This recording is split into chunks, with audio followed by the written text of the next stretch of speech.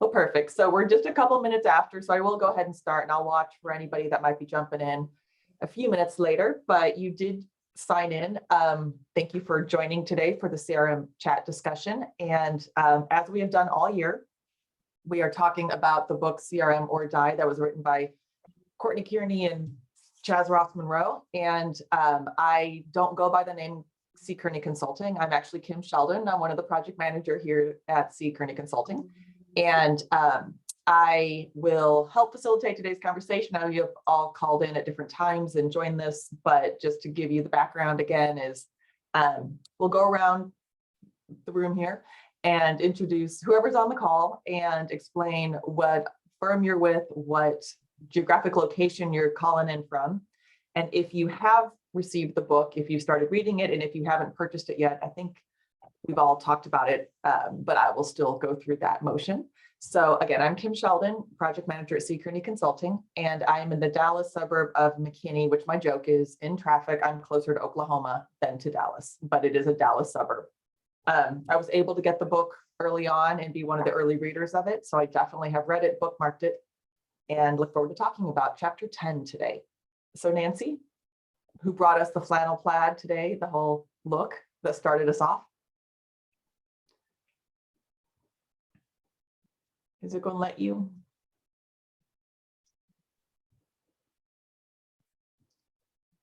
Do you want us to bounce back to you, see if it'll? Perfect. Natalie, do you mind jumping in? You don't have to introduce Nancy, you can introduce yourself. Right. Well, there will be some duplication between us, but I'm Natalie Price. I work for Krause Anderson out of Minneapolis, Minnesota. I'm in the Marketing Information Services group, and yes, we all bought the book, and I just read it chapter by chapter because I tend to forget things. Yep. Understood. Well, welcome. Nancy, you want to give it a go, or? Okay, here I am. There you go. My cursor was not, I couldn't find it. I'm Nancy Miller with Krause Anderson Construction out of Minneapolis, Minnesota. Part-time marketing coordinator, and we have the book, and I haven't read it all, but some of it. So Perfect. Well, welcome. And then we'll bounce to Denise. Hi, I'm Denise. I'm Denise Yancey, and I'm up in Anchorage, Alaska with Atna Environmental. And I have the book, and I've been reading it, like Natalie said, like a chapter at a time, because it's so dense. And I want to take time to think about what I've just read, so I'm not zooming right through it. But it's a very, very helpful book, and it's a long time coming. Yep. I've enjoyed talking with it throughout this year with you folks. So I look forward to this next chapter, and we'll round out with Erica. Hi, everyone. I'm Erica. I'm the Marcom person for CKC. I'm in Portland, Oregon. And yeah, I'm reading the book as I go too, and it's helping me learn about CRM. I'm actually just finished the final chapter today. So it's all coming together. Perfect. And it looks like we have one more bouncing in. And if folks, can accept that option to be a panelist, that would be great. And as Jamie gets the sound going and audio, I don't want to surprise her there. Jamie, we were just rounding out introducing ourselves and identifying what company we work with and what area of the country we are calling in from, and then whether or not you have read or are aware that we're discussing CRM or Die. If you have the book, that'd be great to know as well. Do you mind being on the spot and kind of explaining who you are and where you're at? Hello, my name is Jamie Wright. I'm the business analyst for Coleman family of companies. So we're an Alaska Native corporation, currently have 10 subsidiaries. I sit outside of Philadelphia, Pennsylvania, and I did read the book. At this point, it was a few months ago, so I feel like I need to brush up again since I referenced it a lot, trying to get our CRM up and going. Mm-hmm.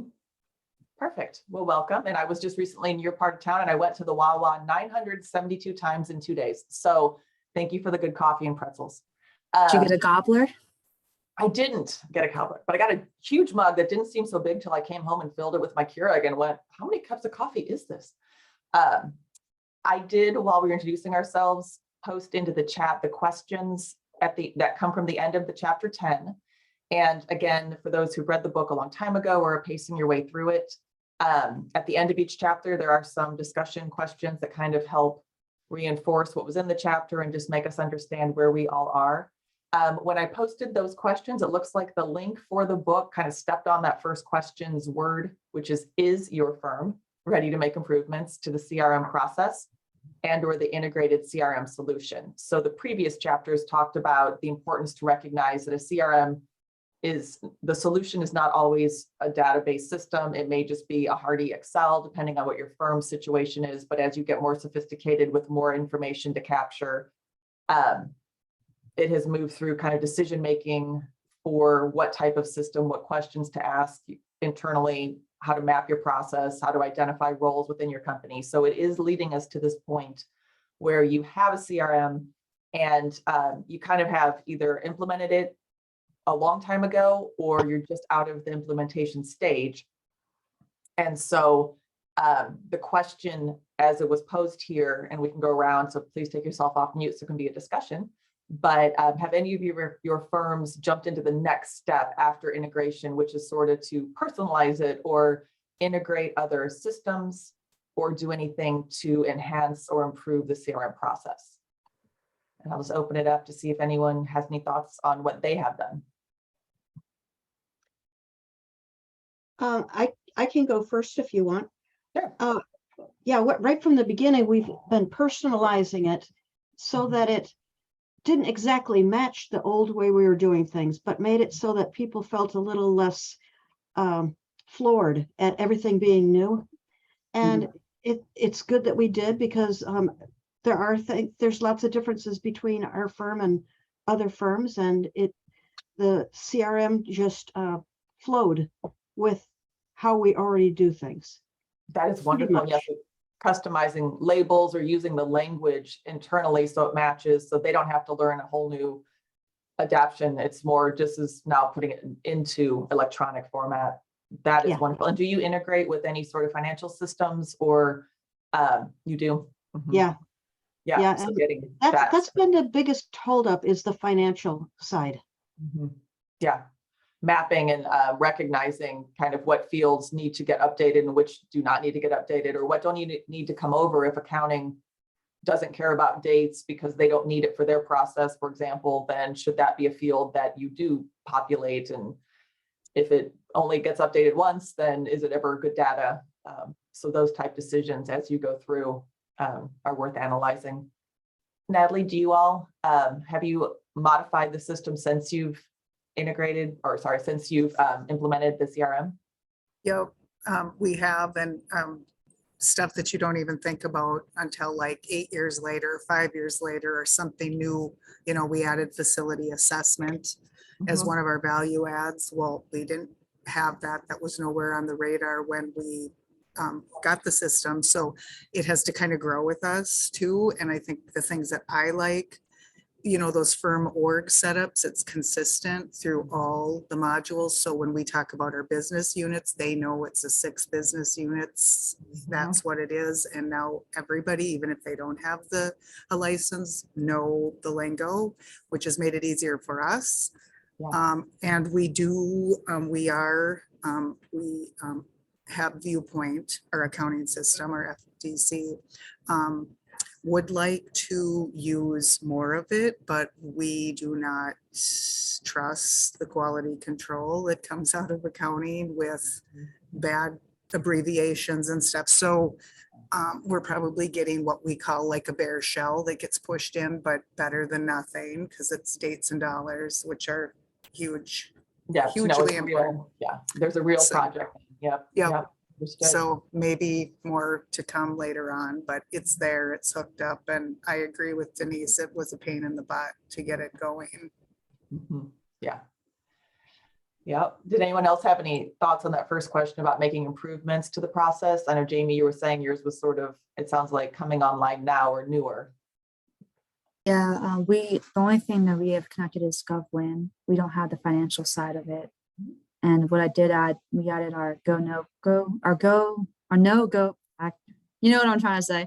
Process and capture planning process. We added that to the CRM, which was really helpful, because now we can look it back up instead of emailing 10 people. Right. But it would be nice to have the financial stuff. But yeah, it's been tough to get everyone off of Word documents and into one system. Yeah. Yeah. Making that change. And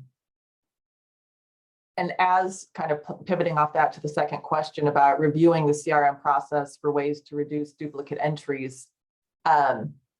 If folks are used to entering things into a Word doc, then they feel like they have to enter it someplace else. And the whole point is, no, just enter it here once.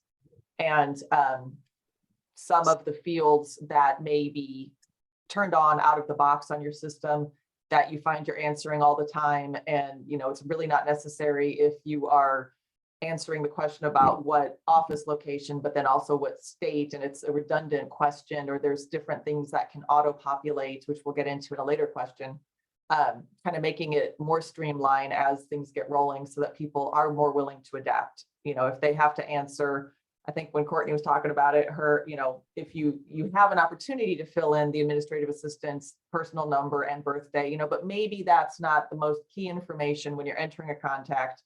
Maybe some of those fields could get turned off and really just condensing it down so that there isn't the overwhelm.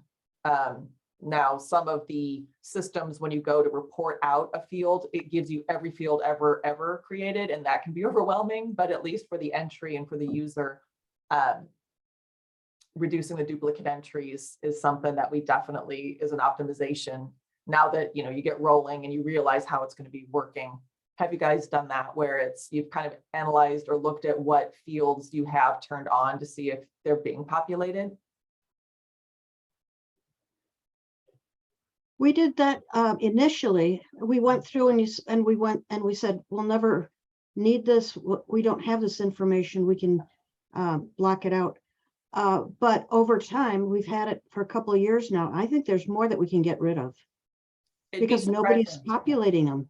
Right. And part of it, something else, a shade of this same idea is if your system allows you to require a field be answered at a certain stage, it is absolutely understood at the very beginning of a baby project that is just a whisper, you're not going to know all the answers. And so those fields are there, but nobody really knows to populate them yet. But as you get more narrow focus and you know it's a strategic and you know you want to gather the data at different times, some of these systems do have the ability to make it a required field. So if somebody's updating a comment or they had a follow-up phone call, maybe at a more elevated stage when the document's expected to come out for proposal or budget, then maybe there are some official answers. And when you run your report on the fields you left open back then, to use your example, Denise, maybe you really thought people would answer that question, and maybe, you know, making it required at a later stage when the information is likely known. Otherwise, people are going to just put in something to get past the field because that's human nature if they don't know the answer. But those ideas to make sure that marketing and or, you know, the executive suite, whoever is going to look at the analytics, do get the best picture of things because they get the data. But if people have just skipped over always that field, it's like, well, just turn it off then. If that's not critical and we thought it would be, then that will be one less thing to fill out. So just kind of keep those touch points in mind. It's not something to review even quarterly, but after rolling with the system for a little while, it's useful, I think. So you have people not making the duplicate entries or unnecessary entries. The next question I have just a bizarre love of, but are you utilizing automations like workflow notifications, emails, or set actions with your integrated CRM solution? Anybody doing anything like that? Yeah, we started doing that pretty early on, and I'm really glad. Things like letting people know that this this proposal is in the system now. That way you stop some of the duplicate entries, 2 people entering the same one. Yep. We've had that before. Yep. Or we don't have it for contacts. So we still get duplicate contacts once in a while. When someone calls him Mike, the other person calls him Michael. They do a search, but they don't find it under Michael, or, you know, we still have that. But no, we use workflows for all sorts of things, including when it's been submitted, when we've won or lost it. when it's been this, 30 days, 60 days, 90 days since it was submitted and there's been no change in stage. Yeah. And it gets more serious the longer it takes. Like for a year, it goes to not only the capture manager, but also the director and even the president. Right, absolutely. Bring line of sight to it so that people touch the record or follow up to find out if it wasn't a win. Then we have a debrief. That's sometimes another one people use. It's not just so much yay, we won type email and it rolls to the next stage of ops, understanding what we need to touch base with them. But then also if we did not win, schedule a debrief or do some sort of recap. So the good, the bad, and the ugly kind of moments. And I love a lot of what you said there. And I know in our world before, when I was in a GC's office in marketing, we would understand exactly what was in our world. But then on a Monday meeting, somebody would say they put the proposal in. And I was like, what proposal did you put in? And they meant a dollar value that we would have been completely unaware was a pursuit. And so then we were always chasing down that information. So we put in a workflow that triggered me to receive an email when somebody changed status. And usually I was the one changing the status. So at first I was like, why would I need this? I'm the one doing it. And then I would start getting emails that I hadn't triggered because pre-con had done it or something. And then I realized all that I wasn't aware of. So some of those things help. Does anyone use any sort of workflow or automation to help fill in or populate any of the fields? Are there any sort of ideas such as if you do win a project to make sure that if you have a field that says existing client, it populates to yes, or any of those type ideas where you can keep some of the records fresher based on the activity within the account? Because some of those can be real useful too, so that if you have a date of an interview that's populated, maybe interview yes, no becomes yes. Some of those set actions, I guess is what they are. It'll set the field to an answer based on something else triggering. And so those are some other efficiencies that help somebody not have to do the actual keystroke and log back in, but because of normal course of business, things can happen. Well, I know it doesn't fill it in for us, but we more recently than not, like when you put that we've won a project, yes or no, it forces you to put in a date because we run a pretty extensive report on that. That was one change. It doesn't necessarily fill it in, but it's a reminder. And I'm sure a lot of people have that conditional use sort of things, which are quite helpful. Yeah, definitely. It's just, not having to remember all the things. It's going to trigger you to do them. That's a great reminder of not just required at a certain stage, but that it'll let you know that field is blank. Some of the other things as far as looking at your data and, with maintenance reports, you could run and make sure everybody's email's been entered, but if a new contact's entered and there is no email, something like that, getting a notification. I know as far as the example using Mike or Michael, it will be a unique entry, but we do have a client where since the BD folks can enter companies, sometimes they'll have a misspell or there'll be something, even though they followed best practice, it just never showed as an actual company, but she gets notified if a new company record is created because they were running into a big duplicate issue. And so, just that reminder, letting people know, some people don't recognize to follow best practice, but even when they do, sometimes things fall through the cracks. So just the automatic alerts, I think, are so helpful that way. One of the other questions was asking more about, I believe, integration, but have you looked for other systems to help you automate key CRM functions?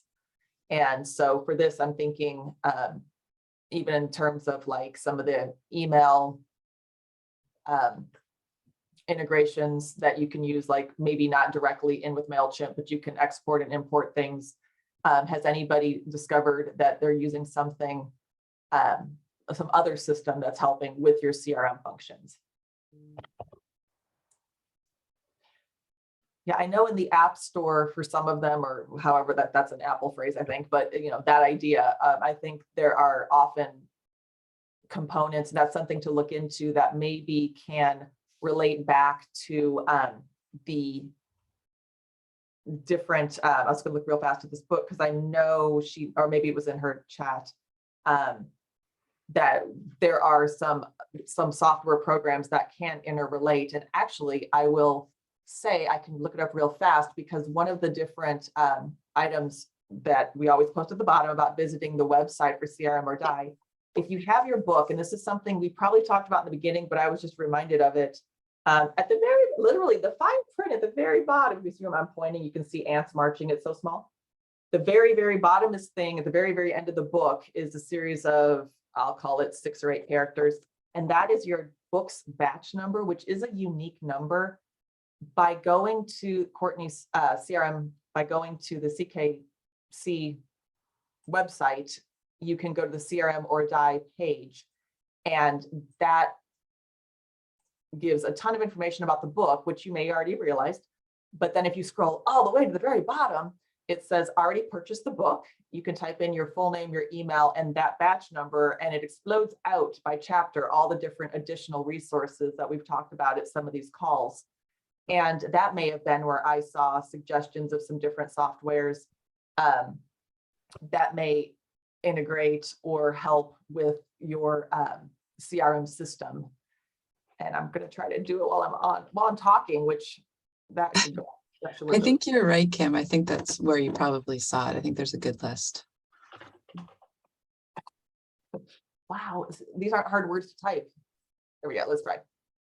But I do encourage you, if you have the book and you have, you're running a report in the background of something, or you have just an extra second, you can bring it up on your screen, and as I just did here, it takes the self-assessment quiz, which was something at the very beginning they talked about. To kind of understand where you're at in your process. But if you've been doing this for a long time, it's possible that your answers would change. And so kind of keeping up on that now that we're nearly through the book might be interesting to see how your answers have changed. On the site here, they talk, they being Courtney and Chaz, first use the quote, which I love, from Julie Schaefer, that says, "That which has typed should never be typed again." So the copy paste and the efficiency of don't just freehand type, because you bring in all sorts of risk of user error that way. And if it's already in the system once, if you can clone something or copy paste a message and just change the few details versus just retyping it, you'll save so much time. But some of the programs, it looks like Power BI is one that should have been top of mind for me, and I apologize, but I know several clients push out the data from their system. What they're using is Uninet into Power BI, and then that provides so many more analytics for the strategic view of the data with regards to the cost and things that are just beyond even what the dashboards in that particular CRM can do. They rely heavily on that for some of their meetings. There's Tableau, which is a data visualization tool, and some others that are mentioned here that I would say, again, just as the ability with modern books, it doesn't just stop with this page and this set of words. There's actually the resources. And if you hadn't explored this, again, if you're new to the book or new to going through your, going into the implementation stages, maybe looking at some of these resources will help slow down and just give you another opportunity to learn some of the information. So I wanted to make sure I brought that up, because we always have that. Did you see the additional resources? But that batch number, that's the key. That's what's going to get you in the secret room. So like a speakeasy, that's how you do it. But we do have a few minutes, if anyone, as far as the topic of optimizing. I could go on and on, or I guess it's enriching your vision is what this chapter is called. But there are so many things with workflows as far as the go, no-go form that you were saying that you guys have just started incorporating that, Jamie. Depending on how your system, you don't want to revamp the whole world, but if you have a point allocation to some of those answers, as some firms do, where if it's a new client, it is weighted lower than if it's an existing client you've already built for. If there is kind of a value system set up, workflows can help calculate that response and do the math and tell you the output of your go, no-go form. So then if you say, okay, well, you know what, we answered maybe more yeses than nos, and it's a go, and it was an 85 as a score. And then you can over time see, well, you know what, we've won every time we had an 85 or higher, or we've only won when we were 97 and higher. Like, what are we looking at? So workflows can do some really, really helpful things to help track data, different than just answering yes, no, but what do you do with the data? So having the form in one location, people know to go to it, is a win.